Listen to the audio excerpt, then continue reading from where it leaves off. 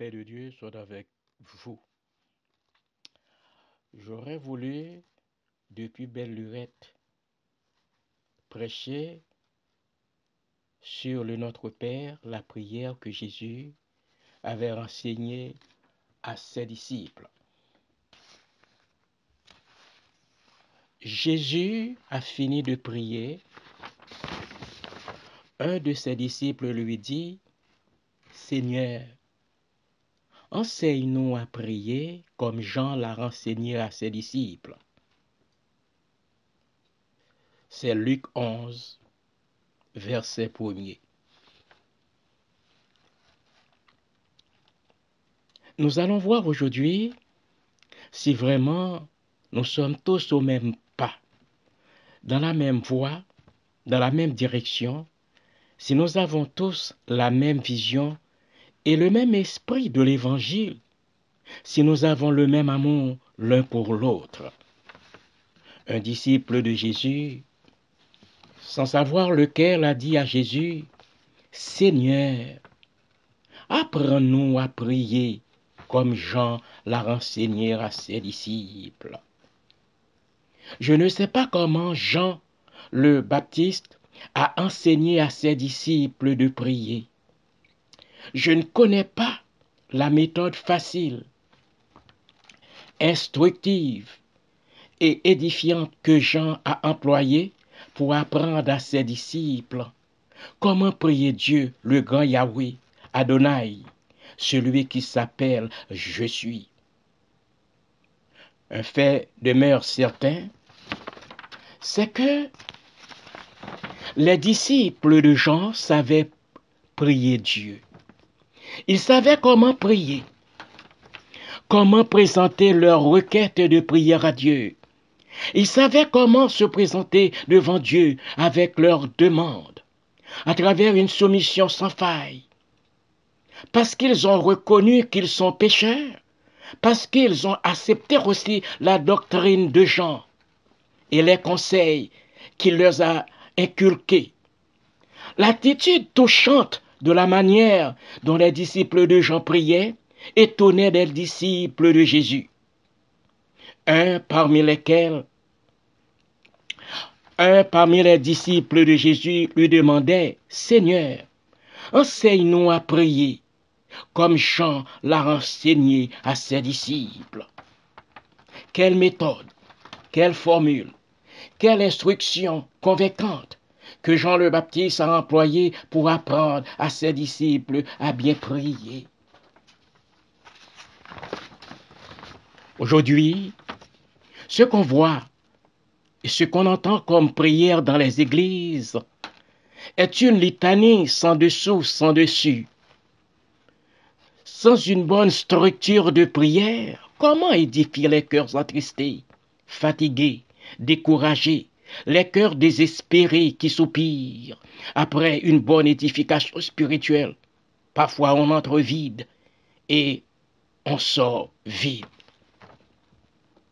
Les disciples de Jésus étaient vraiment dans l'étonnement et dans l'admiration de voir la douceur, la foi, l'amour, la joie, l'enthousiasme, le respect et la disposition du cœur que les disciples de Jean mettaient quand ils adressaient leur prière à Dieu. C'est pourquoi, après que Jésus a fini de prier, un de ses disciples lui dit, « Seigneur, enseigne-nous à prier, comme Jean l'a enseigné à ses disciples. » Et frères et sœurs dans le Seigneur, il y a dans la divinité de Dieu deux grands préceptes que nous devons savoir. Le premier précepte, aimer Dieu. Le second précepte, aimer notre prochain. Et aimer Dieu, c'est le premier précepte. Et aimer le prochain, le deuxième. Dans Deutéronome 6:5, Dieu veut que nous l'aimions sans borne, sans partage, sans limite, sans restriction. Dieu veut que nous lui donnions notre amour entièrement, sans condition. Et le deuxième précepte qui suit, selon Marc 12, verset 31, et voici le second qui lui est semblable. Tu aimeras ton prochain comme toi-même. Il n'y a point d'autre commandement plus grand que ceci. Dans Marc 12, 28, un jour, un scribe, traducteur de la Torah juive, s'approcha de Jésus et lui posa cette question. Quel est le premier de tous les commandements? Au verset 29, Jésus lui répondit, le premier de tous les commandements est, écoute Israël, le Seigneur notre Dieu est le seul Seigneur. Dans le verset 30, tu aimeras le Seigneur ton Dieu de tout ton cœur, de toute ton âme, de toute ta pensée et de toute ta force. C'est le premier commandement, dit le Seigneur. Et dans Marc 12, verset 31, et voici le second qui lui est semblable, dit Jésus. Tu aimeras ton prochain comme toi-même. Il n'y a point d'autre commandement plus grand que ceci. Pourquoi cette question à Jésus? Seigneur, enseigne-nous à prier comme Jean l'a enseigné à ses disciples. Cette question est posée à Jésus parce que dans la Torah juive, c'est-à-dire dans la loi de Moïse, les rabbins avaient l'habitude d'écrire de courtes prières pour leurs fidèles. Lisons Deutéronome 6, verset 6, et aussi verset 7, 8, 9.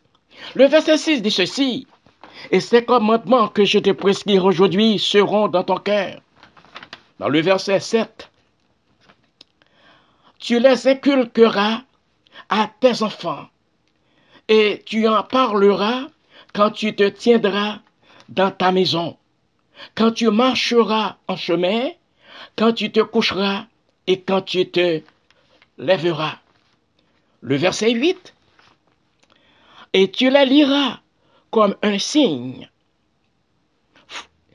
sur ta main, et ils seront comme des frontaux entre tes yeux. » Et le verset 9, toujours Deutéronome 6, verset 9, « Tu les écriras aussi sur les poteaux de ta maison et sur tes portes. »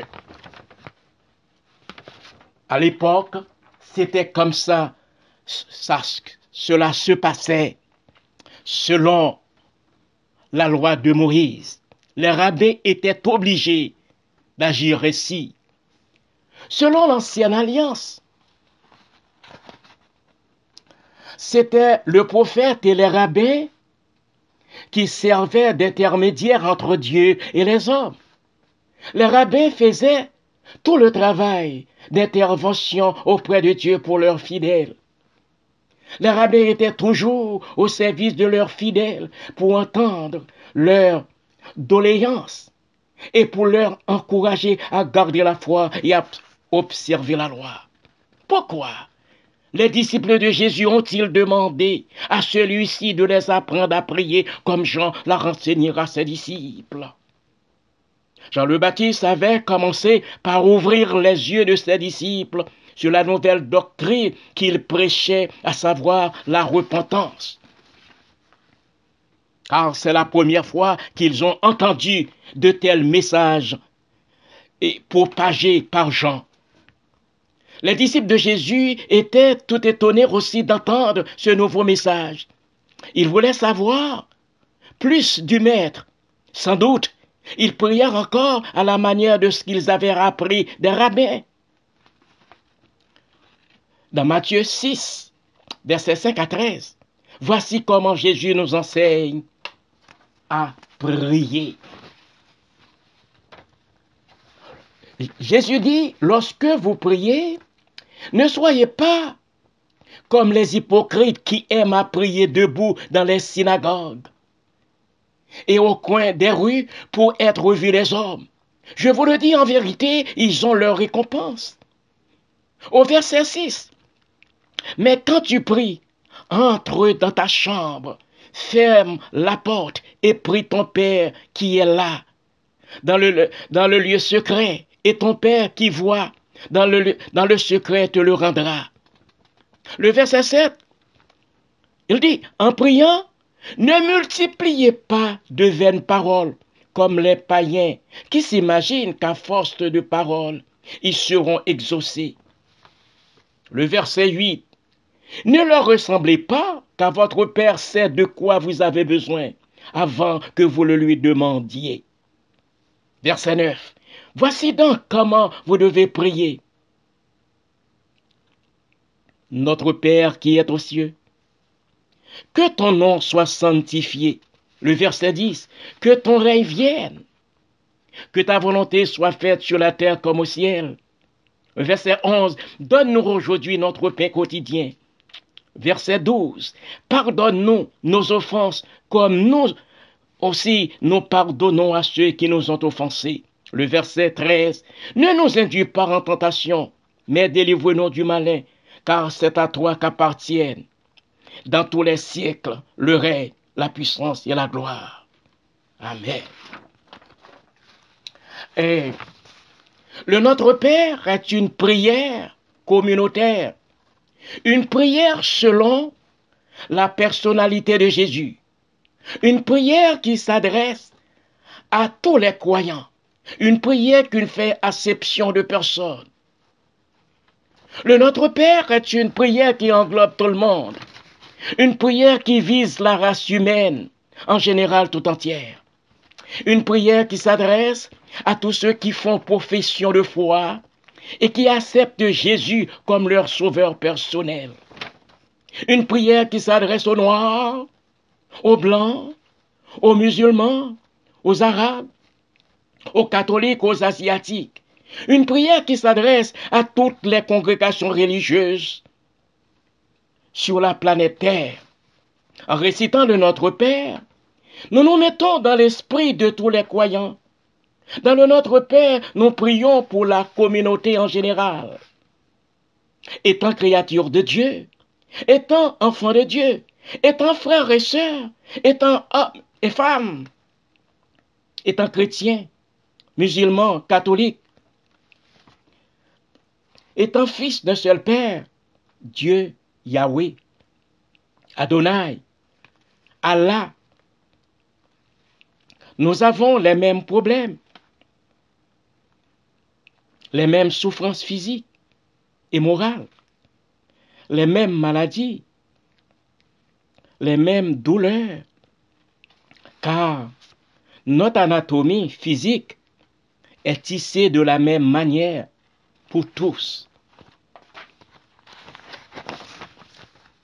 Puisque nous sommes tous fils d'un seul Père, le racisme, la discrimination, la ségrégation n'ont pas de place dans la communauté de Jésus, n'ont pas de place dans la communauté chrétienne. Pourquoi ne mettons-nous pas ensemble, en esprit et en intelligence et en compréhension pour prier ce grand Dieu, Yahweh, Adonai, Allah, dans une bonne atmosphère de fraternité et de cordialité, sans haine, sans violence, sans carnage, sans guerre, pour pouvoir vivre en harmonie pour le court temps de notre pèlerinage sur terre. Notre Père qui est aux cieux, je ne suis ni astronome, ni astrologue, ni cosmonaute et ni astrophysicien pour savoir combien il y a de cieux dans cette voûte céleste. Il incombe seulement à ce grand Dieu Yahweh de connaître combien il y a de cieux dans le firmament. Voici ce que dit la parole de Dieu à ce sujet. Lisons Deutéronome 10, 14. Dans Deutéronome 10, 14, voici à l'Éternel ton Dieu appartiennent les cieux et les cieux des cieux, la terre et ce qu'elle renferme. Je n'ai pas d'argument sur la voûte céleste. La connaissance même des astrophysiciens est limitée sur la carte du ciel.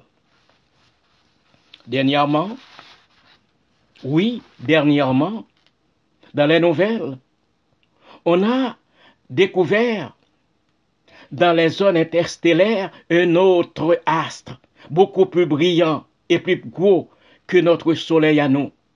La Bible dit, les choses cachées sont à l'Éternel, les choses révélées sont à nous. Que ton nom soit sanctifié. Sanctifier le nom de Dieu. Comment sanctifier le nom de Dieu? Pour sanctifier le nom de Dieu, c'est lorsque nous nous engageons à nous laisser engendrer par Dieu, par la nouvelle naissance, en acceptant le sacrifice expiatoire de Jésus sur le bois infâme du calvaire, en acceptant de passer par la repentance de nos péchés, en acceptant l'Évangile, la bonne nouvelle, comme la seule voie du salut qui mène à la vie éternelle, en renonçant à notre vie passée pour une nouvelle vie disciplinaire en Jésus-Christ, en acceptant le baptême par immersion selon l'évangile de Jésus-Christ, en acceptant de devenir une lumière vivante et brillante dans le monde comme signe tangible de notre appartenance à Dieu à travers nos changements, nos conduites, nos transformations, nos témoignages, notre langage. La servante a dit à Pierre, car ton langage te fait reconnaître, selon Matthieu 26, verset 73. En acceptant de renoncer à notre ancienne mode de vie passée pour un nouveau départ en Jésus-Christ. En acceptant les souffrances aussi, les maladies terribles, plus souvent occasionnées par les nourritures falsifiées, par toutes sortes de produits chimiques et dans les aliments que nous consommons au détriment de notre santé physique. En acceptant aussi les calomnies des gens, parfois, les gens à qui nous faisons confiance, les gens qui partagent notre intimité, des gens proches de nous qui se révoltent contre nous, parfois, qui nous accusent de tout. Parfois, les accusations viennent de la famille, le mari, la femme, les enfants, le père, la mère, les frères et sœurs, beaux-frères et belles-sœurs, etc., les amis, etc. Jésus a dit, je ne suis pas venu apporter la paix, mais la division. Lorsque nous avons la foi solide en Jésus-Christ, lorsque nous avons le courage de confesser le beau nom de Jésus devant le monde, devant les hommes, devant nos proches, lorsque nous avons le courage de résister à Satan à travers les tentations de toutes sortes qu'il nous présente, c'est à ce moment-là que nous pouvons sanctifier le nom de Dieu. Comme prédicateur, je ne partage pas tellement les points de vue de plusieurs chrétiens qui se vantent chrétiens, pourtant pourtant certaines même portent une tenue spéciale pour se faire remarquer comme les pharisiens au temps de Jésus. Écoutez, frères et sœurs, la vraie adoration se fait discrètement dans le cœur. La Bible dit, Dieu est esprit, il faut que ceux qui l'adorent en esprit et en vérité, selon Jean 3,16. Ce n'est pas à travers une tenue blanche sur le corps, un bonnet sur la tête, qu'on arrive à sanctifier le nom de Dieu. Alors que cette personne en tenue blanche est pécable, est adultère, égoïste, hypocrite, menteuse, calomnieuse, vindicative. Elle est prête à allumer le feu dans sa maison. Elle est prête à allumer le feu dans l'église. Elle est prête à mettre dos à dos tout le monde. Là où elle passe, elle dérange tout. Naturellement, tout le monde en tenue blanche n'est pas ainsi, bien sûr. Il y a des exceptions, mais la vraie adoration est du cœur. La vraie chrétienté est du cœur. Et ce n'est point bon de temps en temps pour un petit cri qu'on dit « Ah, moi je suis chrétien, je suis chrétienne ». Ce serait mieux de laisser parler votre témoignage, de laisser parler votre vie.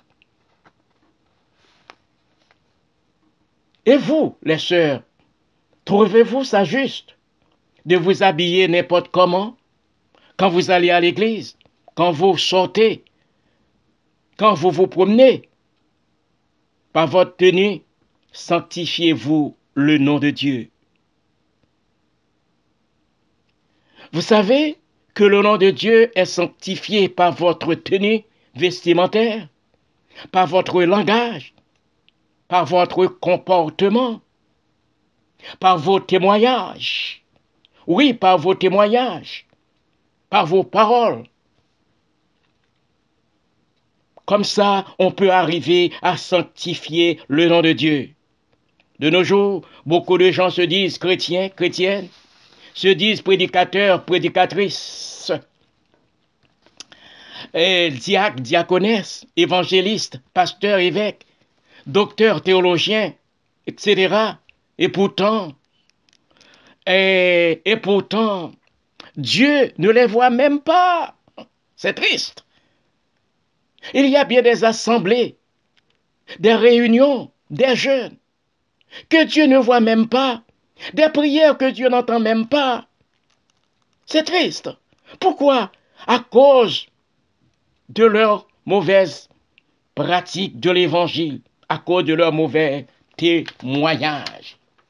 Dieu ne les voit pas du tout. Ils prient, mais leur prière, il n'y a pas de suite à leur prière. Ils sont dans la congrégation, dans l'assemblée. Pourtant, ils pratiquent les mêmes choses qu'ils pratiquaient avant leur soi-disant conversion. Plusieurs sont encore sous l'empire du diable. Ils fréquentent les rougans, médiums, etc. Plusieurs retournent à chaque fin d'année dans leur pays d'origine pour faire des offrandes aux morts décédés depuis bien longtemps. Aussi pour offrir des actions de grâce à Satan, disons c'est à Dieu qu'ils font ça. Le Dieu de gloire n'a rien à voir avec ce genre d'action de grâce. Ce n'est pas de cette façon qu'il faut sanctifier le nom de Dieu, et ni offrir ce genre d'action de grâce à Dieu. Rendre action de grâce à Dieu veut dire, dans tout ce que nous faisons, nous rendons grâce à Dieu. Nous nous couchons le soir, avant de dormir, nous rendons grâce à Dieu. Et à notre réveil le matin, avant de nous lever, nous nous prosternons devant la face de Dieu pour lui remercier de ce qu'il nous a permis de traverser la nuit sans danger et sans malheur, car il y a beaucoup qui n'ont pas eu la chance que nous avons eue durant cette nuit. Beaucoup sont morts au cours de cette nuit-là. Beaucoup se font kidnapper parfois. Beaucoup se sont réveillés d'une paralysie corporelle. Parfois, ce sont les catastrophes naturelles qui frappent sans épargner quiconque. Sauf le secours divin qui épargne et certains d'entre nous. Parfois aussi, les mauvais esprits malins, les mauvais anges méchants, les expéditions magiques et surnaturelles parfois nos proches, les plus proches de nous, jettent de mauvais sorts sur nous, sur nos enfants, sur notre vie, pour que nous ne soyons rien, pour que nous reculions toujours au lieu d'avancer, au lieu de prospérer, au lieu de progresser à tous les niveaux de la vie. Nous ne savons toujours pas ce qu'une journée peut comporter. Parfois aussi des malheurs, comme aussi de grandes bénédictions de la parole de Dieu. C'est pourquoi il n'est point bon de nous lever le matin avant de vaquer à nos activités sans rendre action de grâce, sans rendre action de grâce à Dieu et de le remercier pour sa protection imméritée accordée à nous durant la nuit et en même temps de lui demander sa protection divine pour la nouvelle journée qui commence pour nos proches, pour nos parents, nos enfants, nos frères et sœurs dans le Seigneur. L'action de grâce à Dieu n'est pas dans une assiette de riz au pois, etc. L'action de grâce que Dieu prend plaisir est une action de grâce spirituelle que nous devons lui offrir jour et nuit pour toutes les choses à travers les prières, les cantiques, le jeûne, la prédication. Voilà comment nous pouvons sanctifier le nom de Dieu. Que ton règne vienne. Jésus dit, que ton règne vienne. De quel règne s'agit-il quand il dit que ton règne vienne? Que pensons-nous réellement du règne de Dieu aujourd'hui? Que voyons-nous aujourd'hui comme image du règne de Dieu sur la planète Terre? Il est vraiment triste de voir comment, comme image dégradante, presque dans toutes les sphères de la vie sociale, à travers le monde de tout ce qui se passe comme vie sociale sur Terre. Aujourd'hui, sur la planète Terre, c'est le règne de la violence, le règne de l'immoralité, le règne de la sexualité. Aujourd'hui, sur la planète Terre, la sexualité devient une industrie très florissante pour les hommes. Même certains soi-disant chrétiens y participent. Que ton règne vienne. Le règne, c'est le règne de la haine. C'est le règne de la discrimination sociale. Le règne de l'homosexualité, c'est-à-dire sexe entre hommes, sexe entre femmes. Abomination que la parole de Dieu a vertement condamnée. Qu'il plus est, il y a des lois qui encadrent ces gens qui deviennent très arrogants. C'est le règne de la guerre. Au lieu de dialoguer entre hommes, entre pays, entre nations, entre États, c'est le déferlement des armes conventionnelles sur l'autre petit pays faible et sans armes. Parfois, pour accaparer les richesses minières, comme c'est le cas d'Haïti, ma patrie, mon pays, pays souverain, dis-je, mais gouverné par des nègres sans scrupules, des députés sans scrupules, des sénateurs sans scrupules, des juges sans scrupules, qui vendent le pays aux maudits colons qui exploitent toutes les richesses du pays, les ressources minières, nos ressources minières, c'est dur. On vend tout ça aux étrangers. Nos ressources minières, ça me fait mal. Et maritimes, aux mains des étrangers qui exploitent tout et nous laissent des miettes. La moitié du territoire national appartient aux étrangers pour un petit pays comme ça de 27 000 km². La Constitution amendée de 1986, je rentre dans ça, ça ne fait pas partie du message, mais quand même, le moment venu de le dire, je vais le dire. La Constitution amendée de 1986, un vrai désastre pour le pays et pour le peuple haïtien. Ça nous prend un vrai réveil national. Que ton règne vienne. C'est le règne de l'argent. L'argent aujourd'hui est la seule source réelle de tous les conflits. La criminalité, la guerre, la prostitution, l'argent est la source de bien des conflits dans les églises évangéliques. L'argent. L'argent rend les hommes méchants et égoïstes. L'argent. L'argent devient maître de l'homme au lieu de l'homme maître de l'argent. Ce qui paraît triste dans cette situation malsaine, c'est que des pasteurs nègres dirigent leur église à la manière des colons qui maltraitaient les esclaves noirs dans les champs de canne, dans les champs de coton, dans les champs de maïs.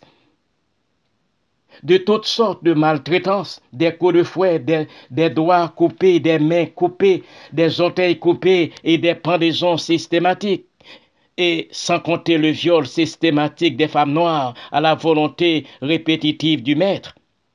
et lesquels, pasteurs nègres, font pire aujourd'hui dans leur église, et que ces anciens colons, et lesquels se vengeraient tôt ou tard si c'était les Noirs qui les auraient infligé de telles maltraitances, qui les auraient opprimés de cette façon, de cette manière.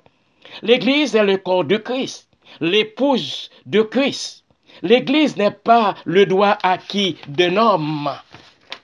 L'Église n'est pas le droit acquis des pasteurs. L'Église appartient à Christ. L'Église n'est pas le bien exclusif du pasteur et de sa famille et de sa clique. L'Église est une communauté. Laquelle communauté appartient à l'Église, non pas au pasteur et à sa clique, comme c'est le cas aujourd'hui. Aujourd'hui, bien des pasteurs s'élèvent plus que Dieu et se croient toucher le plafond de l'omnipotence, de l'omniscience, de l'omniprésence. Leur façon d'habiller, comme les rois et les évêques du temps d'autrefois, du temps jadis, du temps naguère. Il y a des pasteurs qui demandent à leurs fidèles de s'agenouiller devant eux pour une audience. Où ça va, Seigneur, etc., dans leur arrogance. Les vrais prédicateurs, réveillez-vous pour prêcher un évangile sans falsification. L'Église est la grande famille de tous ceux qui vivent selon l'évangile de Jésus-Christ. L'Église est la dépositaire de la parole de Dieu. L'Église a pour devoir de préparer le règne de Dieu à travers le vrai message évangélique basé sur la foi de la parole de Dieu. Message basé sur la repentance, message basé sur la conversion, message basé sur la nouvelle naissance, message basé sur la régénération, message basé sur la sanctification, message que bien des pasteurs rejettent aujourd'hui de prêcher dans leur église. Et au profit de leur profit, au profit de leur gloire personnelle. Il dit aussi dans le verset, Matthieu 6, verset 11, il dit aussi, donne-nous aujourd'hui notre pain quotidien. Quel pain s'agit-il quand le Seigneur parle ainsi? De quel pain Jésus parle-t-il? Du pain pour le corps physique ou du pain spirituel pour la nourriture de notre âme qui est la parole de Dieu? Dès la création de l'homme, le Seigneur Dieu invite à l'homme de travailler à la sueur de son front pour la nourriture matérielle indispensable et nécessaire à la vie du corps.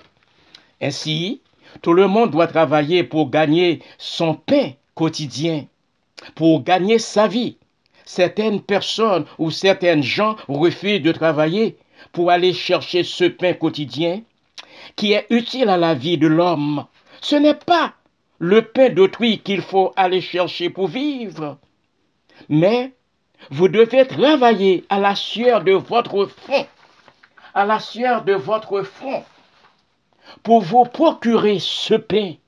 Il n'est point bon de ruiner votre église, votre congrégation pour toutes sortes de demandes et toutes sortes de gadgets en inventant toutes sortes d'astuces et de subterfuges pour aller chercher de l'argent dans la poche des chrétiens. Par exemple, un chandail peint ou rouge, symbolisant le sang de Jésus, on vous dit d'acheter ce chandail peint au rouge pour votre protection et celle de vos enfants et celle de votre famille. En croyant à cette astuce malhonnête, vous dépensez une fortune pour vous procurer ce chandail. En réalité, frères et sœurs, ce chandail peint en rouge n'a aucune puissance divine pour vous protéger, vous, votre famille, vos enfants et votre maison contre les frappes de Satan, contre les forces invisibles, contre les puissances de Satan.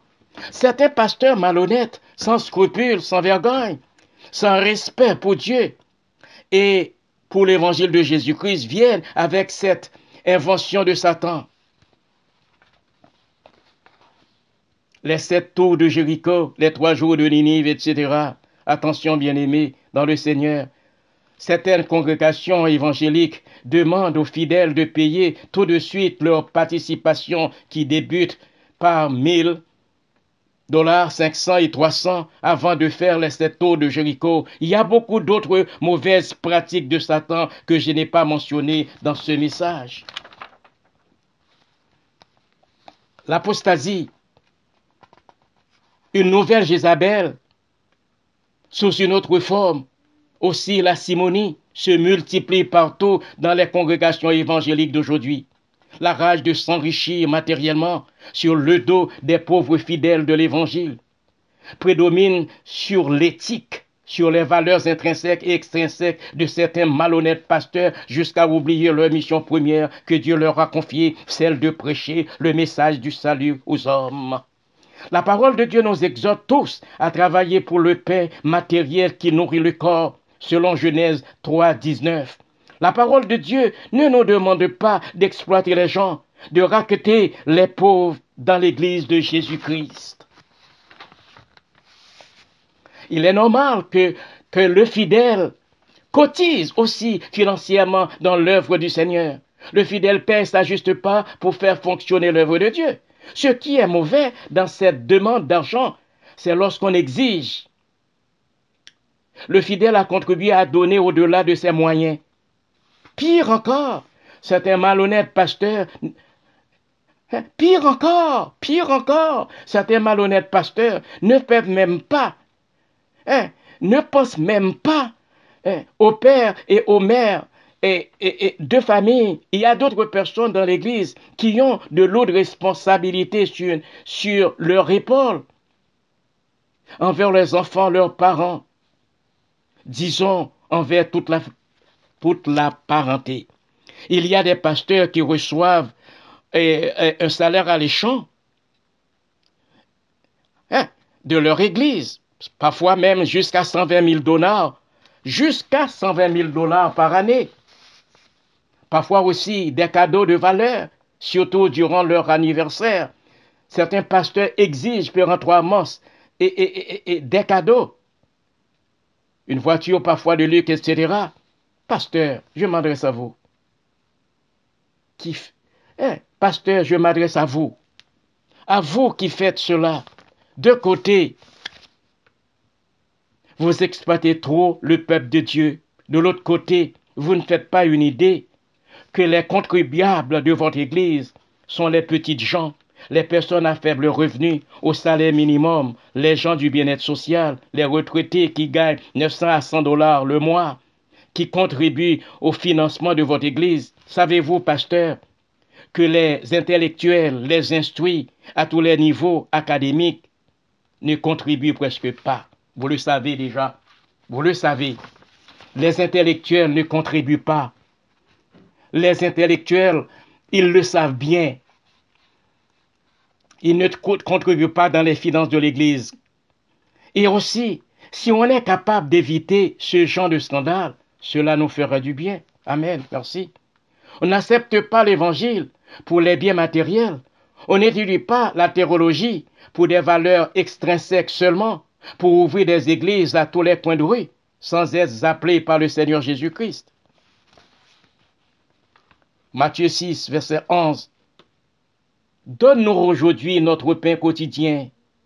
Dieu veut que nous travaillions pour notre pain matériel de chaque jour, selon Exode 16, verset 19-21. Dieu nous donne du pain de chaque jour à travers le travail. Le Notre Père dit, donne-nous, pas donne-moi. Jésus, dans cette prière, n'a pas dit, donne-moi du pain quotidien. Il a bien dit, donne-nous. Pas donne-moi, donne-nous. Le nous ici représente la collectivité, la communauté, l'Église tout entière. L'Église de Jésus-Christ n'appartient pas au pasteur et à sa clique, ni aux membres de sa propre famille. L'Église est le bien propre de la communauté puisqu'elle appartient à la communauté. Je dis souvent, l'Église est une communauté et laquelle communauté appartient à la communauté. L'Église n'est pas le bien propre du pasteur et de sa famille. Pourquoi tant de divisions? Pourquoi l'État s'en mêle-t-il? Parce que, aïe, aïe, aïe, parce que tout simplement, le pasteur et sa famille et sa clique veulent accaparer tous tous les biens, tous les biens de l'Église. Beaucoup de pasteurs sont chassés par la justice des hommes à cause de leur égoïsme et de leur avarice, et qui sont interdits parfois de passer à des kilomètres de l'église qu'ils ont desservie, qu'ils ont eux-mêmes fondée durant des années. Ils sont interdits de passer sur cette rue-là. Donne-nous aujourd'hui notre pain quotidien. Dans cette grande prière, Jésus n'a pas dit « Donne-moi du pain de chaque jour ». Il a bien dit « Donne-nous le pain de chaque jour ». Tous les peuples de la terre, quels qu'ils soient, la couleur, la race, la langue, la culture, tous les peuples doivent avoir du pain matériel de chaque jour pour vivre. Ce message s'adresse à tous les hommes qui habitent la planète Terre. Pourtant, c'est le contraire. Que font les hommes? Que font les grandes nations? Ces hommes de grandes nations font exactement le contraire de ce que Jésus a dit dans cette prière. Par la force de leur puissance militaire, ils entrent et ils étendent leur hégémonie sur tout. Ils étendent leur hégémonie sur tous les pays qu'ils convoitent. Ils accaparent toutes les richesses minières, les richesses vivrières. Ils massacrent les petites gens sans défense, disent-ils, au nom de la démocratie. Imposée, quelle démocratie? Ces hommes-là viennent aussi avec une autre forme de destruction par la famine en mettant un embargo sur ces pays. Ces méchants le savent très bien que c'est le petit peuple qui va souffrir. Les déshérités sans secours, qui vont mourir, privés de pain, privés de nourriture, privés de tout, ils vont mourir. Ce n'est pas le président de ce pays-là qui subit l'embargo, qui va subir les conséquences de cet embargo, mais ce sont les petits peuples, les pauvres, les déshérités qui vont souffrir. Dans cette prière pour Dieu, les hommes sont tous égaux, le pain est nécessaire à tous les hommes. Le pain quotidien n'est pas seulement pour ma nation, pour mon peuple, pour ma famille, mes proches, tant pis pour les autres, peuple de la terre. Dieu a donné à tous les hommes des droits inaliénables, droit de manger et de boire, droit à la vie, droit à la liberté, droit à la recherche du bonheur, droit à la propriété, non pas droit à l'esclavage, non pas droit à être sous le joug de notre homme ou d'une autre nation qui opprime, etc. Faguet Rousseau a dit, l'homme est né libre, pourtant il se trouve dans les chaînes. Apôtre Paul a dit, dans Colossiens 3, verset 11, il n'y a ni grec, ni juif, ni circoncis, ni incirconcis, ni barbare, ni scythe, ni esclave, ni libre. L'apôtre Paul voulait dire aux Grecs qui avaient une beauté physique remarquable à travers sa culture sportive et aussi à travers son intelligence philosophique, hors du commun, d'arrêter de traiter les autres barbares et d'arrêter de se croire meilleur que tout le monde. Ni aux Juifs, il a dit apôtre Paul. Et pour le Juif se croyait pour le Juif.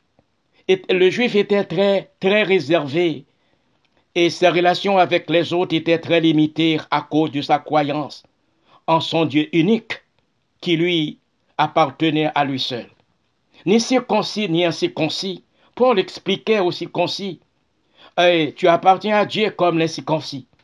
Il ne devrait pas avoir de problème entre vous. Et ni barbare. Le mot barbare n'était pas forcément un être méchant, cruel, un être sans connaissance, mais pour le grec, quelqu'un qui ne partage pas sa culture, il le considère comme barbare. Ni Scythe. Le Scythe était un nomade. Il aimait le commerce. Il n'était pas bien formé à la culture intellectuelle. Il était pirate et méchant parfois et cruel. Il pillait les autres tribus d'alentour. Le Scythe était mal vu aux yeux des autres, ni esclave. J'avais déjà souligné un peu plus haut le mot esclavage. Et c'est un mot qui n'aurait jamais dû exister dans le cerveau humain, voire pour le pratiquer sur des peuples bien ciblés. Et le pardon et les excuses n'effaceront jamais la maltraitance, les crimes, les humiliations, les abus, etc. causés par l'esclavage. Les stigmates de l'esclavage resteront toujours dans la société et restera toujours dans la société. Et cet opprobre ne sera jamais oublié, surtout cet opprobre inhumain, ciblé à une race particulière. Nous, les Noirs d'Amérique, nous ne parlons pas de nègres d'Amérique. Restons toujours prisonniers de notre mémoire en ce qui concerne la tragédie de l'esclavage. Pourquoi les Noirs d'Amérique ne s'organisent-ils pas pour devenir un grand peuple, une grande nation? Pourquoi Haïti devient-elle la risée de toutes les nations du monde? Pourtant, Haïti est la première nation au monde qui a combattu le colonialisme, la lutte des classes. Vraiment, la lutte des classes est un gros problème en Haïti. Et Dessalines avait dit dans ce pays, il y a seulement des Haïtiens. Il voulait dire, Dessalines, tous les Haïtiens sont égaux. Les mulattes et les noirs sont tous égaux. Ils doivent vivre ensemble en harmonie pour construire ce pays. Malheureusement, c'est le contraire qui se produit.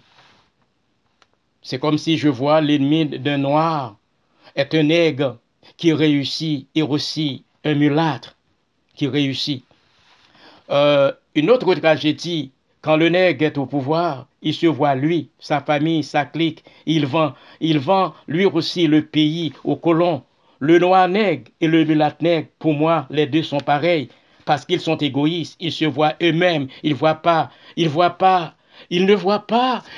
pays, ils ne voient pas le peuple, ils ne voient pas les autres, mais ils se voient eux-mêmes et leur clique. Et comme le président, je remarque quelque chose, par exemple, peut-être dans l'histoire de ce pays, il y avait aussi certains présidents noirs, pas nègres, noirs, comme le président estimé Magloire, etc., qui voulaient vraiment développer le pays d'Haïti. À la vérité, Haïti a connu plusieurs présidents nègres, mais peu de présidents et noirs. J'ai un problème avec ça. Le distinguo pour moi entre un président nègre et un président noir. Le nègre en général travaille pour lui-même et pour les colons au détriment de son pays et de son peuple. Le nègre ne voit pas la souffrance des gens. Il ne voit pas non plus les besoins du peuple. Le président nègre ne veut pas développer il veut pas développer son pays. Il n'a aucune vision pour son pays et pour son peuple. Le noir est celui pour qui tout le monde a de la valeur à ses yeux. Il a de l'amour patriotique. Il aime son peuple et son pays. Il ne vend pas son pays aux étrangers. Il ne vend pas les biens. Il ne vend pas les biens et les richesses de son pays aux colons comme certains, il faut le dire, certains malhonnêtes présidents nègres font. Par exemple, ce ministre nègre, ce nègre encore, qui a été au pays du colon pour dire au colon, eh bien, le colon, il a dit, le colon ne doit pas rembourser l'argent de l'indépendance que Haïti avait réclamé du colon.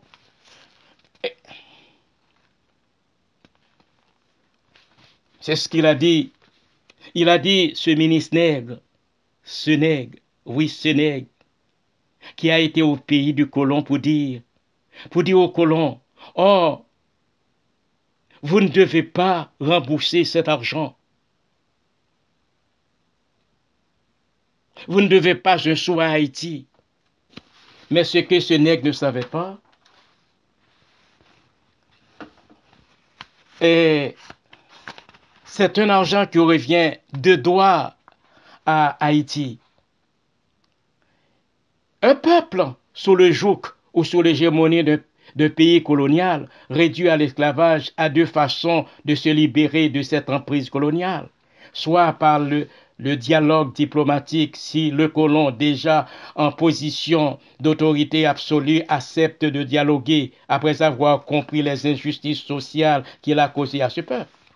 D'ailleurs, Toussaint Louverture avait voulu passer par ce genre de dialogue pour arriver à l'indépendance du pays que le colon avait péremptoirement refusé, soit aussi par les armes.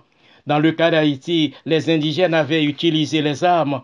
C'est leur droit de se libérer, de se défendre contre les colons. Ils ont vaincu et la première puissance de l'époque la première puissance de l'époque. Ainsi, Haïti ne doit pas un sou à la France.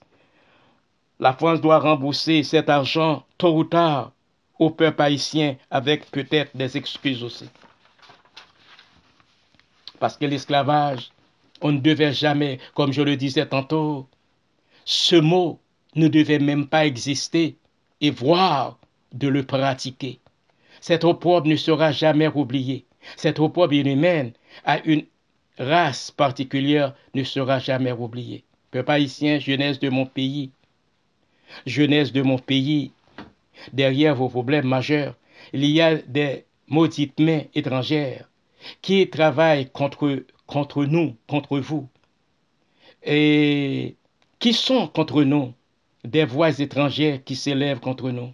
Jeunesse de mon pays, jeunesse de ma nation noire, jeunesse de ma langue créole, notre identité nationale, jeunesse de mon sang, jeunesse de ma couleur, jeunesse de ma culture noire, jeunesse de Dessalines, jeunesse de Toussaint Louverture, jeunesse de Cap-Roi-la-Mort, jeunesse d'Haïti, réveillez-vous. L'heure du réveil a sonné pour conscientiser et sensibiliser les nègres haïtiens au sol des étrangers et au sol des autres nègres haïtiens pour déstabiliser le pays, pour semer le chaos partout sur ce territoire. Ce que les nègres haïtiens, ce que les nègres haïtiens qui travaillent pour le colon, pour les étrangers, pour la déstabilisation du pays ne savent pas, le colon vous donne une mission à remplir. Après la réussite de la mission, le colon n'a plus besoin de vous. Avant la mission, le colon vous fait des offres alléchantes. Le colon vous promet mer et monde, ceci, cela, et après l'accomplissement de la sagne besogne, plusieurs croupissent dans les prisons. Et le colon vous traite de sale nègre. Vous vendez votre pays, vous vendez votre peuple, sale nègre. Il vous traite de cette façon. Comme il y en a un qui a dit, un colon qui a dit, Haïti est un pays de merde. C'est pas beau d'entendre une telle expression. C'est frappant, c'est dur. Mais de l'autre côté aussi, il faut comprendre qu'un pays comme Haïti, qui a 216 ans d'indépendance, et puis il n'y a pas de progrès dans ce pays, c'est toujours beaucoup de désordre, beaucoup de confusion. Les députés, les sénateurs, les autres organismes, c'est comme si ils sont zombifiés. Ils ne sont pas capables de voir que le pays ne marche pas. C'est comme s'ils ne sont pas capables de voir que le peuple est en train de souffrir, est en train de mourir. C'est comme s'ils ne sont pas capables de voir que ce désordre provoqué aussi par des étrangers n'est pas au profit du pays, n'est pas au profit du peuple. Et même eux aussi qui acceptent de vendre le pays aux étrangers, lorsque l'étranger s'installera, c'est certain, il donnera des coups de pied à ses députés, à ses sénateurs et d'autres qui ne veulent pas que le pays fonctionne. L'étranger finira par mettre la main sur ce pays tôt ou tard. Jeunesse de mon pays, jeunesse de ma couleur, jeunesse de ma nation, réveillez-vous. Haïti vous appartient et Haïti sera toujours votre pays comme il est toujours mon pays. Et redressez votre tête bien haute pour aider Haïti à passer à travers ces épreuves, jeunesse de mon pays. Rien n'est impossible. Juste une volonté sociale, une conscience sociale. Y a-t-il des députés, des sénateurs en Haïti? Que font-ils? Sont-ils à la hauteur de ce titre? Sont-ils des Haïtiens? Travaillent-ils pour le pays d'Haïti ou pour le colon? Ces députés, ces sénateurs ont-ils une conscience? Regardez dans quel état se trouve le pays. Le pays, est-il votre pays? Députés, sénateurs, la police, etc. Les employés qui ne font pas le travail, etc., etc. Haïti, est-ce que Haïti est votre pays? Est-ce que vous aimez ce pays? Le peuple haïtien s'adresse à vous. Le pays d'Haïti s'adresse à vous. La jeunesse haïtienne s'adresse à vous, députés, sénateurs, la police, l'armée, etc. Faites quelque chose pour sauver la patrie, car elle est en danger. Les colons veulent revenir en force pour déloger toutes les natures du pays, même vous, pour pouvoir se réinstaller une fois pour toutes et pour toujours. Quand apôtre Paul a dit ni libre, ni esclave, etc., il voulait dire par là, le libre se vend de ne pas être sous contrainte de personne. L'apôtre voulait dire par ce passage, et rejeter les indifférences qui nous empêchent de faire la volonté de Dieu en Jésus-Christ. Il voulait dire par là, en Jésus-Christ, il n'y a ni esclave, ni juif, ni grec, ni scythe, ni libre. Il voulait dire en ce sens, apôtre Paul voulait dire en ce sens, lorsque nous sommes en Christ, lorsque nous acceptons l'évangile de Jésus-Christ, lorsque nous voulons vraiment faire la volonté de Dieu, il y a certaines contraintes que nous devons rejeter. Il voulait dire aussi aux Juifs de partager ce Dieu unique que vous avez. Il n'est pas aujourd'hui pour vous seul. Ce Dieu unique, il appartient aussi aux autres et aux autres nations de la terre. Et c'est ce qu'il voulait dire lorsqu'il avait dit à apôtre Paul, ni juif, ni grec, ni scythe, ni esclave, ni libre, ni barbare. Ça veut dire qu'en Jésus-Christ, nous sommes tous un. Il ne devrait pas y avoir de guerre en Jésus-Christ, ni encore de chicanes répétées, de division, de haine. Non. C'est pourquoi Jésus a fait cette prière. Le Notre Père. Apôtre Paul voulait dire en Jésus-Christ, toutes ces barrières devraient être abandonnées, rejetées, caduques. Parce que le Dieu unique appartient à tout le monde. Étant prédicateur, je me sens mal à l'aise lorsque je vois des pasteurs, porteurs de la parole, réciter le Notre Père comme un poème, comme une poésie, très vite, sans réfléchir et peser aux valeurs des mots. Ça me fait très mal. J'ai visité bien des églises à travers lesquelles aussi j'ai prêché. J'ai entendu comment les pasteurs récitent le Notre Père. Ils ne comprennent pas ce qu'ils disent. Et dans le Notre Père, il y a tout pour faire vivre l'Église de Jésus-Christ. et pour faire marcher et la planète Terre. Pour faire marcher la planète Terre, parce qu'il y en a trop là-dedans. Le Notre Père est une prière qui doit être récitée avec munitie et aussi avec réflexion. Il faut réfléchir sur les mots et les valeurs de ces mots qu'on prononce. Le pasteur, selon la compréhension, doit apprendre à ses fidèles comment réciter le Notre Père. Le Notre Père n'est pas une poésie. Le Notre Père n'est pas peut-être même une phrase philosophique quand on la prononce. On prend du temps pour disséquer, analyser et comprendre cette phrase. Si cette prière, le Notre Père, était comprise et était pratiquée par toutes les religions du monde, par tous les peuples, par tous les pays, par toutes les races et par toutes les nations du monde, la planète Terre aurait été le paradis rêvé pour l'homme de vivre. Aujourd'hui, la planète Terre devient un lieu infernal à vivre. La misère, la famine, la maladie, la guerre, l'inégalité sociale, la discrimination raciale et sociale, l'injustice sociale, etc., etc. Tout cela rend l'homme malheureux.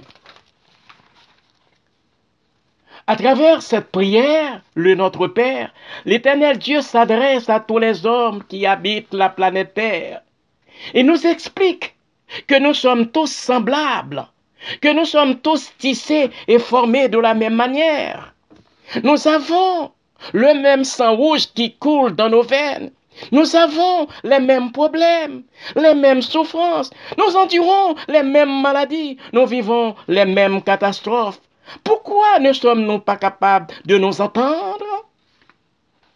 Peuple de la terre, pourquoi, puisque nous sommes tous fils d'un seul Père, le Créateur de tout, puisque nous sommes tous fils d'un seul Père, Dieu, le Créateur de tout, mettez-nous ensemble pour vivre.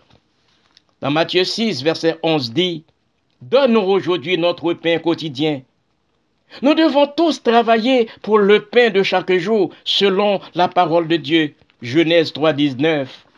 Dieu a fini de parler. L'homme doit travailler pour se procurer le pain matériel. Selon Matthieu 25, 35, donner du pain matériel à quelqu'un, c'est de l'aider à sortir de la misère, de l'aider à se prendre en main, qu'il ne reste toujours pas dépendant du pain d'autrui. S'il est capable de travailler, qu'il bouge, qu'il travaille. Mais donne-nous du pain quotidien. Au point de vue spirituel, le pain symbolise la parole de Dieu, le symbole de l'évangile. Rappelons-nous ce que Jésus a dit au tentateur après son jeûne de 40 jours et de 40 nuits. Le tentateur lui a dit, selon Matthieu 4, 3, « Si tu es le Fils de Dieu, dis que ces pierres deviennent du pain. » Jésus répondit au verset 4, « Il est écrit, l'homme ne vivra pas seulement de pain, mais de toute parole qui sort de la bouche de Dieu. » Dans Jean 6, 27, Jésus, après la multiplication du pain, dit, « Travaillez pour la nourriture. » Et il a dit, « Travaillez pas pour la nourriture qui périt, mais pour celle qui subsiste pour la vie éternelle. » La nourriture qui subsiste pour la vie éternelle, pour laquelle nous devons travailler très fort. Cela veut dire, nous devons nous nourrir de la parole de Dieu. Nous devons pratiquer cette parole et nous devons faire de cette parole de Dieu en nous comme une nourriture matérielle que nous délectons à tous les jours pour pouvoir faire de chaque journée, un jour de valeur spirituelle pour l'éternité. Dans Jean 6, 48, Jésus dit, « Je suis le pain de vie. » Et dans Jean 4, verset 34, Jésus lui dit, « Ma nourriture Jésus a dit, ma nourriture est de faire la volonté de celui qui m'a envoyé et d'accomplir son œuvre. Dans Matthieu 6, 12, et il dit, le passage dit aussi, dit ceci, c'est toujours le Notre Père qui continue. Pardonne-nous nos offenses, nos péchés, comme aussi nous pardonnons à ceux qui nous ont offensés. Pardonne-nous nos offenses veut dire que notre grand Dieu de compassion, incommensurable et inaltérable, pardonne nos offenses, pardonne nos péchés hideux et indescriptibles parfois, selon la laideur de l'acte. Pour nous faire comprendre, nous aussi, nous devons oublier le grand mal que notre prochain nous a fait vivre. Pardonne-nous veut dire que nous sommes tous coupables aux yeux de Dieu, selon Romains 3, 23. Le passage dit ceci, tous ont péché et sont privés de la gloire de Dieu. Ce qui paraît inconcevable et inacceptable dans la communauté évangélique, surtout haïtienne, c'est l'erreur ou la chute d'un frère ou d'une sœur. Ça peut arriver, la chute d'un frère, la chute d'une sœur. Il faut comprendre ça. Il ne faut pas tout de suite porter un jugement sans comprendre. C'est bien vrai que cette chute est grave, désagréable. Mais si la personne reprend sa vie par une repentance intérieure et de nouveau reprend sa communion avec son Seigneur, son Dieu, qui êtes-vous, vous, pour la pointer toujours du doigt, pour la juger? Êtes-vous capable de savoir ce qui se passe dans le cœur d'une personne? Pourquoi mettez-vous à la place de Dieu? Vous pointez toujours du doigt, vous accusez toujours, vous condamnez toujours. Bien souvent, l'acte est passé depuis 20 ans, depuis 30 ans, depuis 40 ans même. Pourtant, il y a toujours des hypocrites qui regardent ce frère de travers ou cette sœur de travers. Et parfois même viennent questionner la sœur ou le frère pour la chose qui est passée depuis 15, 20, 40 ans. Hypocrites, Jésus les appelle. Jésus dit, comme Jésus traitait les pharisiens, hypocrites. Comme si vous qui regardez de travers, ce frère ou cette sœur, vous êtes plus propre aux yeux de Dieu. N'oublions pas ce que Jésus a dit à la foule qui accusait la femme adultère. N'oubliez pas ce que Jésus a dit. Jésus a dit, Jésus a dit, que celui qui est sans péché lance la première pierre, selon Jean 8, verset 7. Selon Jean 8, verset 7. Sans doute, tout le monde qui accusait cette femme, tout le monde, Jean 8, verset 7. Jésus a dit, je le répète encore, Jésus a dit que celui qui est sans péché lance la première pierre dans Jean 8, 7, je le répète. Sans doute, tout le monde quittait l'endroit à toute vitesse, à toute allure, sans regarder en arrière, avant que Jésus dise quelque chose. Toi, etc. Tu as connu tel ou tel. Tu as commis tel ou tel péché. Tu as fait ceci, tu as fait cela. Alors, ces gens-là s'en allaient à toute vitesse. Ils ont laissé le lieu sans dire un mot. Mais ils étaient les premiers à accuser cette femme. Ils étaient les premiers à accuser cette dame. C'est comme si eux-mêmes, ils n'étaient pas adultères. C'est comme si eux-mêmes, ils n'avaient pas péché. C'est comme si eux-mêmes, c'était dans cette foule des hommes saints, des hommes purs, des hommes immaculés.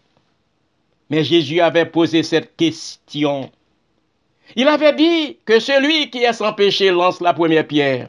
Comme il savait qui est Jésus, il ne voulait pas lancer la première pierre parce qu'il savait certainement que Jésus allait les dénoncer.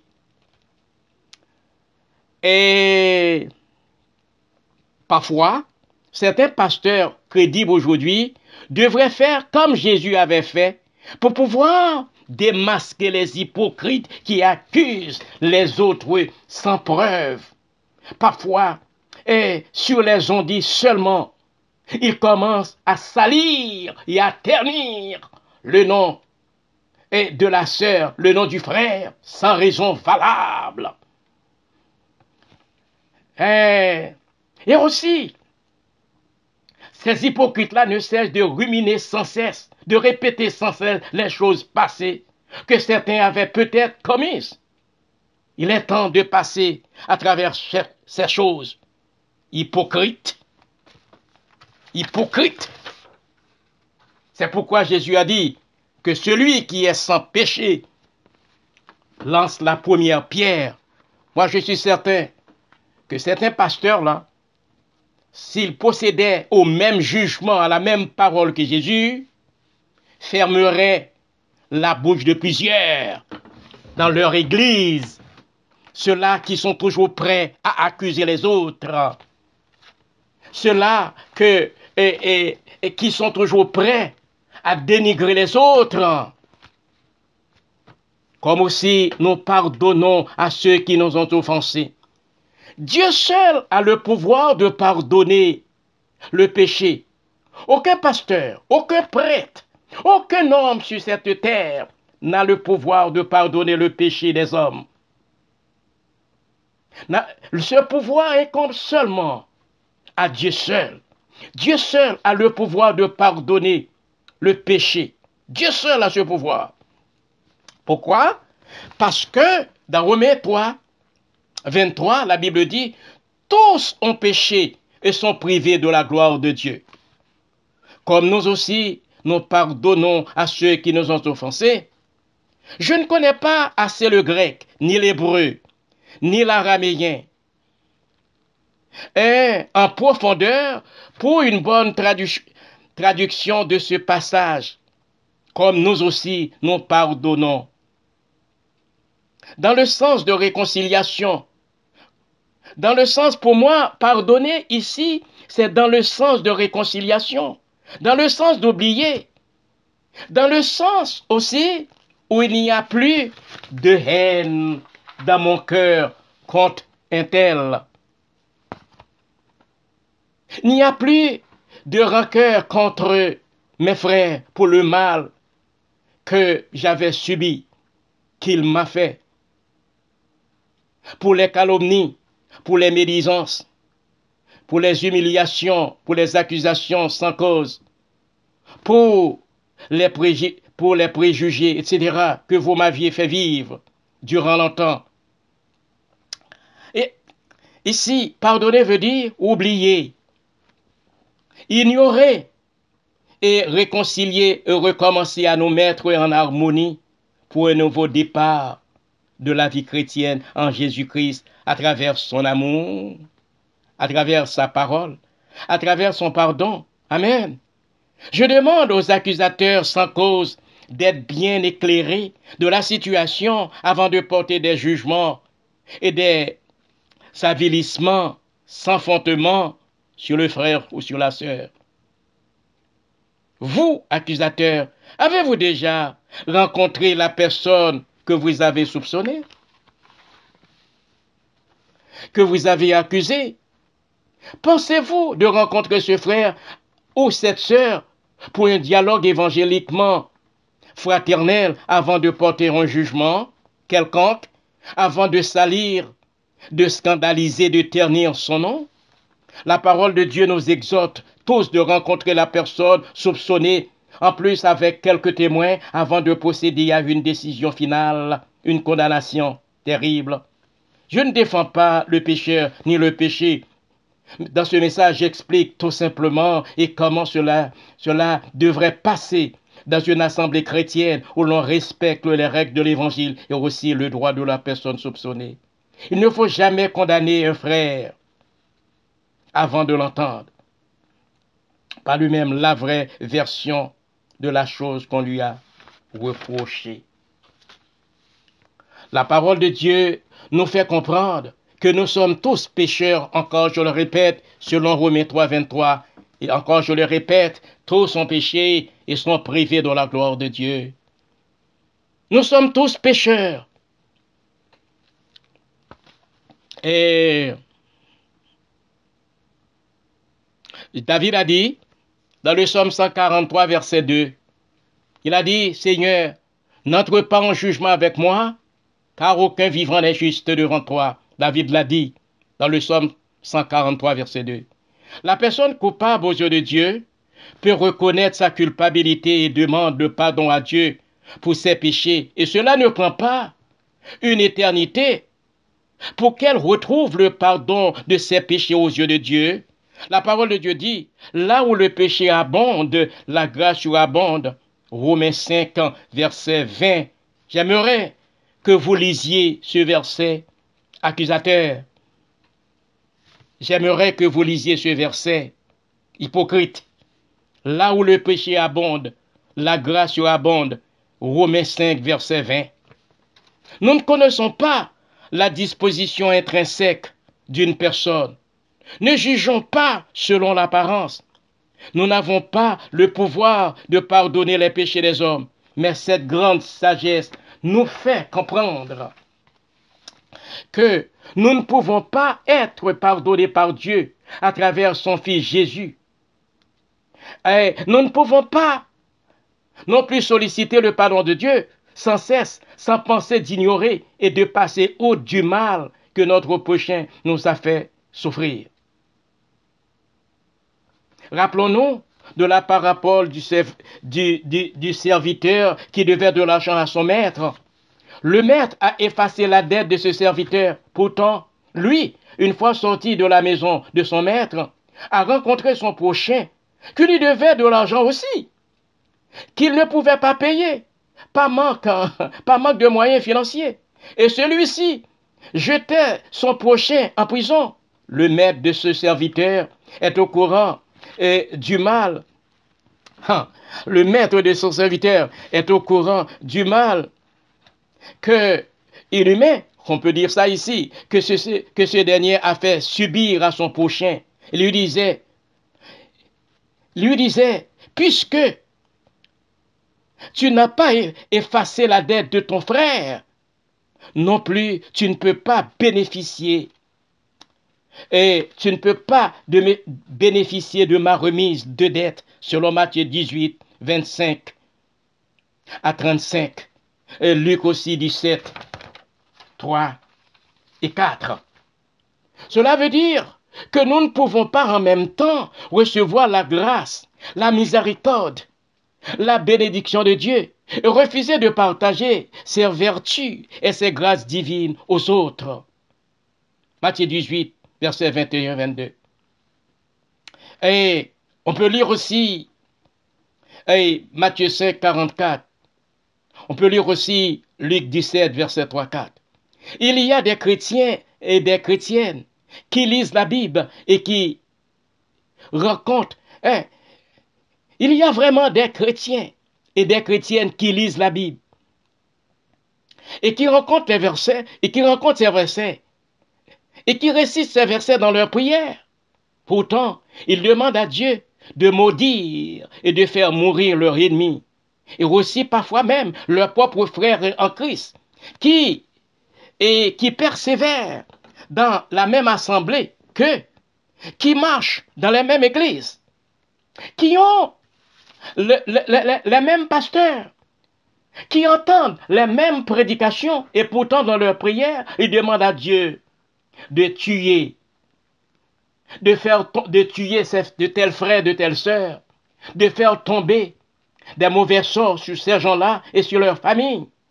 Mais ce n'est pas ce que Jésus a dit. Voyez, sœurs, laissez Dieu agir et parler et plaider et pour vous. Et surtout dans vos persécutions, dans vos problèmes, dans vos tribulations, dans les humiliations, dans le combat, il vous voit et il ne vous oubliera jamais. Seulement faites confiance à ce grand Dieu Yahweh et en temps convenable, il agira certainement, il vous délivrera certainement.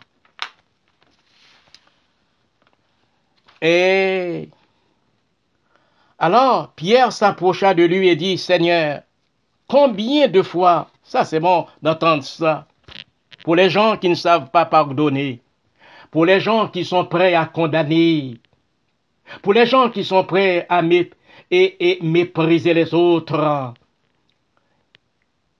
vous allez entendre ça. Alors Pierre s'approcha de lui et dit, Seigneur, combien de fois pardonnerai-je à mon frère lorsqu'il péchera contre moi? Sera-ce jusqu'à 7 fois? Le verset 22, Jésus lui dit, je ne t'ai pas dit jusqu'à 7 fois, mais jusqu'à 70 fois 7 fois. Dans Matthieu 5, versets 44 et 45, mais moi je vous dis, aimez vos ennemis, bénissez ceux qui vous maudissent, faites du bien à ceux qui vous haïssent et priez pour ceux qui vous maltraitent et qui vous persécutent. Verset 45, afin que vous soyez fils de votre Père qui est dans les cieux. Car il faut lever, écoutez bien ceci, car il fait lever son soleil. Écoutez bien ceci, car il fait lever son soleil sur les méchants et sur les bons. Et il fait pleuvoir sur les justes et sur les injustes. Dans Luc 17, verset 3-4, le verset 3 dit, prenez garde à vous-même. Si ton frère a péché, reprends-le, et s'il se répand, pardonne-lui.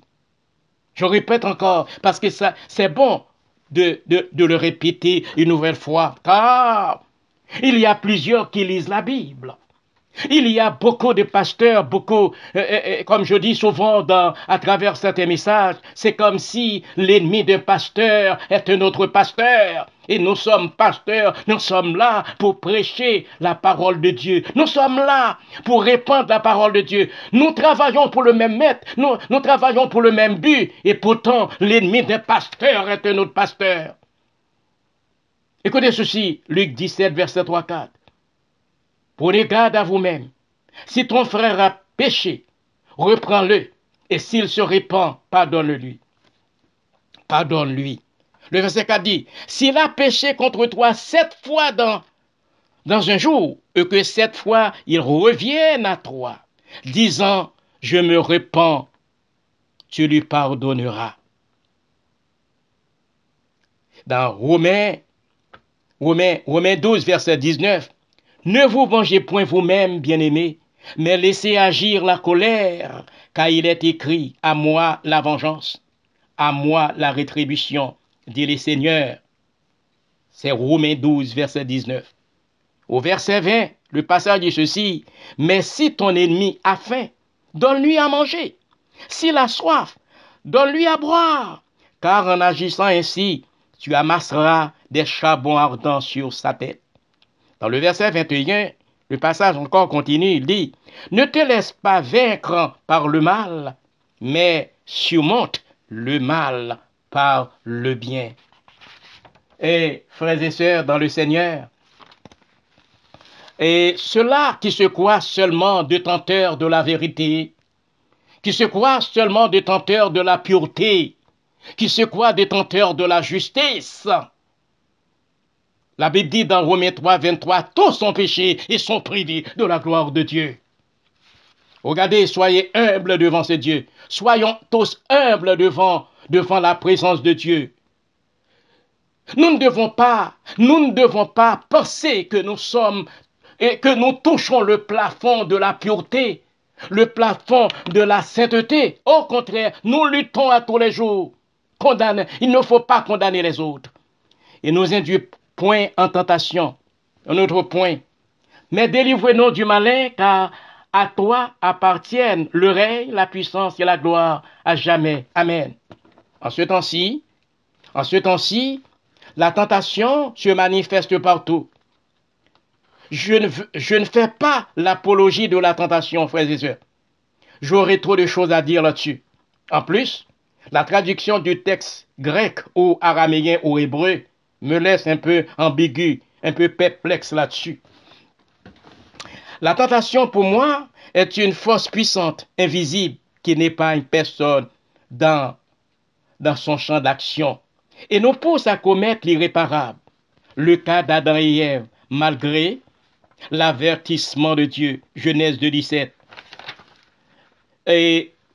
Mais, dans Genèse 2,17, le passage dit ceci, « Mais tu ne mangeras pas de l'arbre de la connaissance du bien et du mal, car le jour où tu en mangeras, tu mourras certainement. » Dieu nous laisse avec notre conscience de jugement, avec notre liberté d'accepter ou de refuser. Dieu ne brime pas nos doigts comme les hommes de pouvoir le font par des lois injustes et antisociales qui nous étranglent. Dieu nous donne ce droit inaliénable.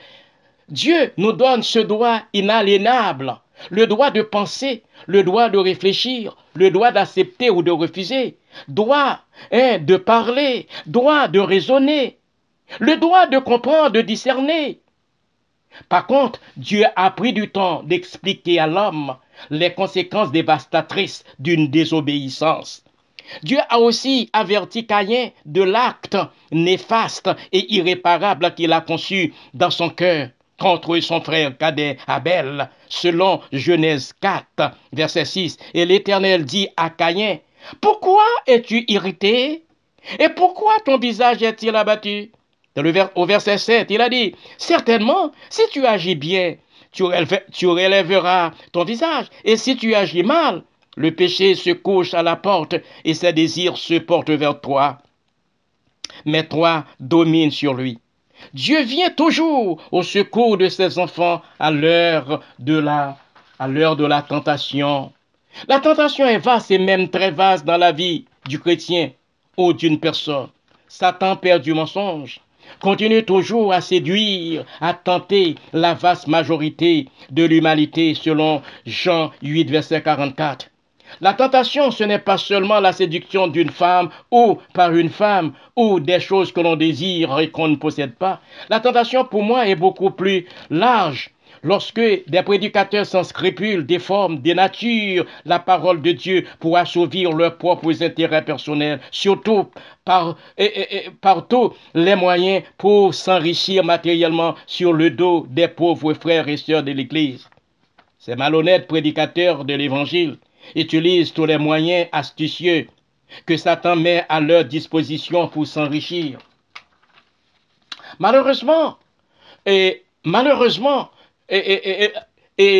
pour s'enrichir et matériellement sur le dos des pauvres frères et sœurs qui sont déjà dans de mauvaises situations financières précaires. Une autre forme de tentation, Satan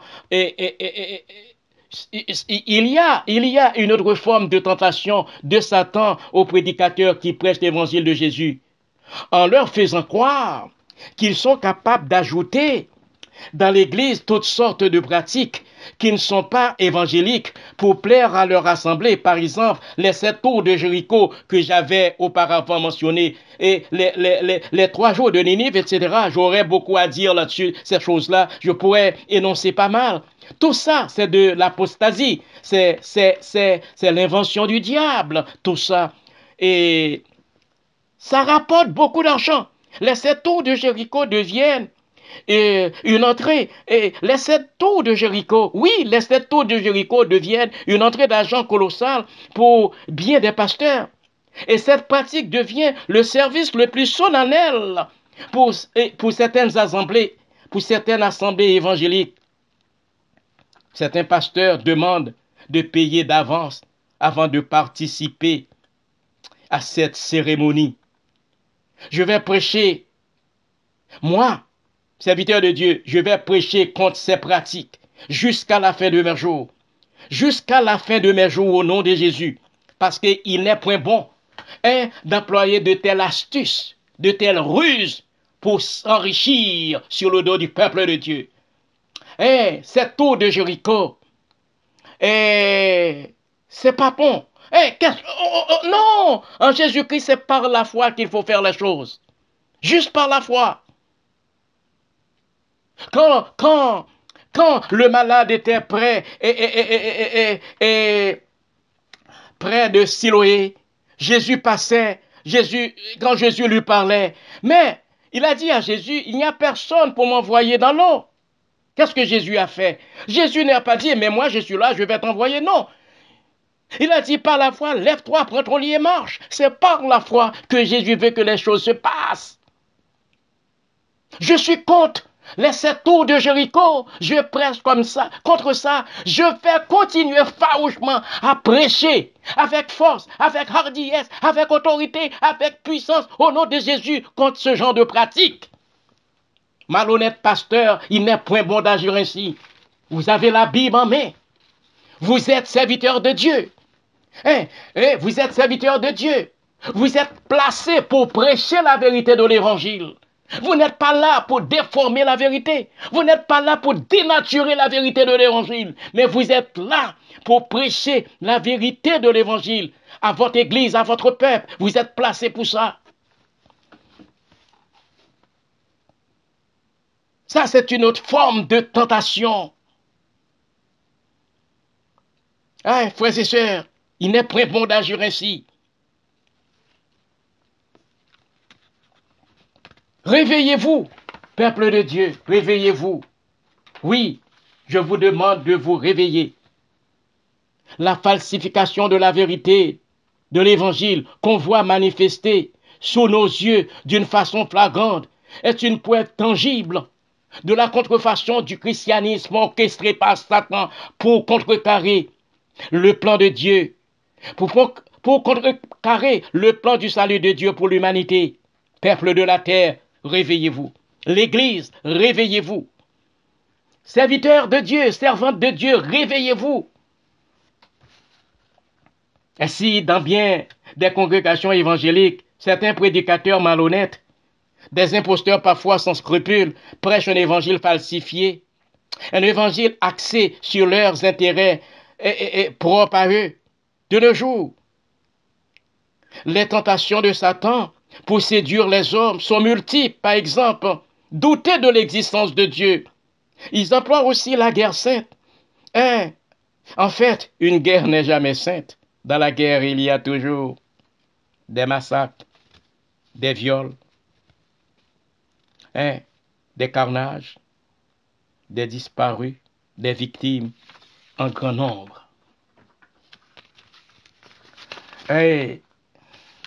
Aujourd'hui, les hommes emploient le mot démocratie comme alibi pour envahir un pays souverain, un pays indépendant, pour faire la guerre. Une guerre est toujours dévastatrice, très coûteuse en vie humaine et financièrement, et aussi très coûteuse en vie humaine et très coûteuse au niveau financier.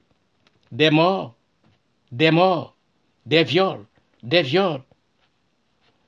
et en grand nombre, des déplacés, et en grand nombre. Habituellement, ce genre de guerre injustifiée se produit, se fait sous le couvert des mensonges cachés pour aller piller les richesses des petites nations. Il y a des pays qui sont victimes comme Haïti, mon pays et d'autres pays aussi au siècle dernier. La vraie démocratie se fait par le dialogue bilatéral, si toutefois la démocratie existe. Aujourd'hui, sur cette planète, partout dans les pays, l'homme est dans les chaînes. L'homme est dans les chaînes, c'est vrai. Et au siècle dernier, Martin Luther d'Allemagne s'était levé pour dénoncer les mauvaises pratiques de cette grande église qui avait falsifié l'évangile. Jésus-Christ, qui avait falsifié l'évangile et l'évangile de Jésus-Christ au profit de ses intérêts personnels, en marchant sur des cadavres, en utilisant toutes sortes de pratiques injustes pour empêcher la propagation du vrai évangile de Jésus-Christ. Martin Luther d'Amérique aussi, et aux décennies 60, s'était levé, lui aussi, pour dénoncer les inégalités sociales faites aux Noirs. Et ce que je peux dire aussi, je continue à dire, aujourd'hui sur cette planète, partout dans les pays, l'homme est dans les chaînes encore. Il y a un Big Brother qui le guette. Un Big Brother qui le regarde, un Big Brother qui le surveille, un Big Brother qui le contrôle, un Big Brother qui le photographie. Il devient l'homme nerveux et incertain. L'homme est né libre, comme dit Faguet ou Rousseau, et pourtant il est toujours enchaîné. En terminant, le Notre Père, bien-aimé dans le Seigneur, est une prière universelle. Le Notre Père est une prière qui s'adresse à l'humanité tout entière. Les mots que Jésus emploie sont pourvus de sens profond que nous devons chercher à comprendre et à pratiquer dans cette prière qui est le Notre Père. Sur ce, que le Seigneur vous aide à comprendre ce grand message sur le Notre Père. Merci, Pasteur Philogène.